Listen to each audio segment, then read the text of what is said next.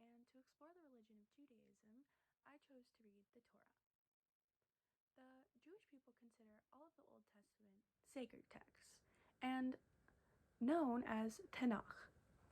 This is split into the Torah, the Nevi'im, which focuses on prophets, and the Ketuvim, which is poetic writings, and others.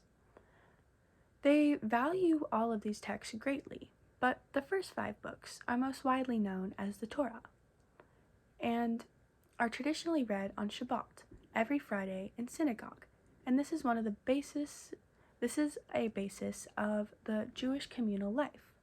Traditionally, the words of the Torah are written on a scroll by a scribe in Hebrew. Though traditionally the Hebrew word for Torah has been translated into the English word law, it's better understood and translated as teaching or instruction. Now, also, traditionally it was largely assumed by both the Jewish and Christian faiths that Moses was the author of the Torah. However, in the 17th century, this assumption began to be challenged. Through the writings began to be challenged, and people realized that it was written by a variety of people. Through the writings of these prophets, God speaks to his people. Now, I'm just going to go over a brief summary of the first 5 chapters of the Torah. The Genesis is the creation of the world.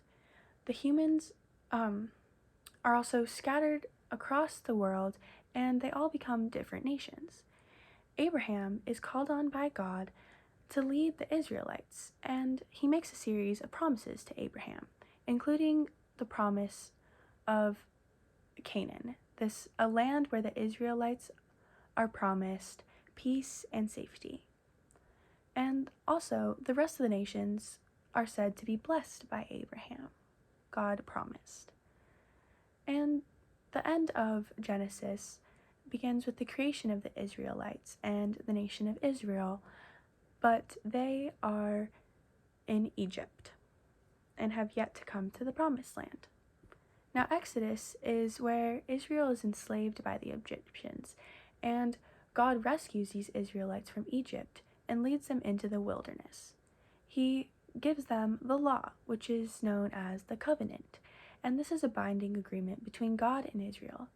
He says that since he rescued the Israelites from Egypt, that he's going to bring them to the promised land, that they must maintain a relationship with them and live on God's terms in order to receive these promises.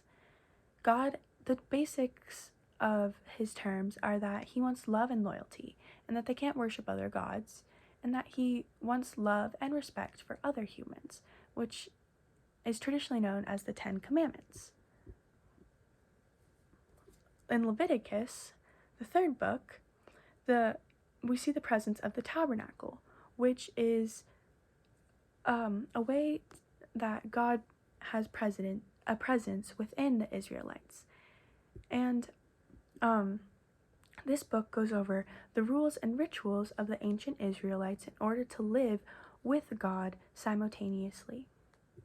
Now, Numbers is where the Israelites rebel against God, and an entire generation turns against him, and they don't have faith in God and his promises anymore.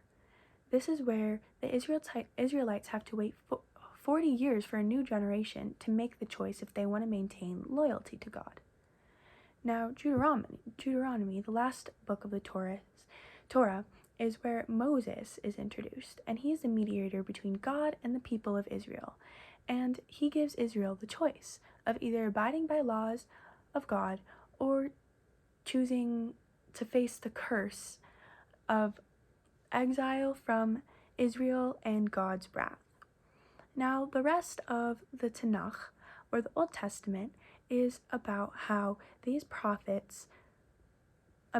there's many other prophets and many other generations of Israelites, and how they either choose to be cursed and be exiled from Israel and disobey God, or to remain faithful and reap the benefits of loyalty.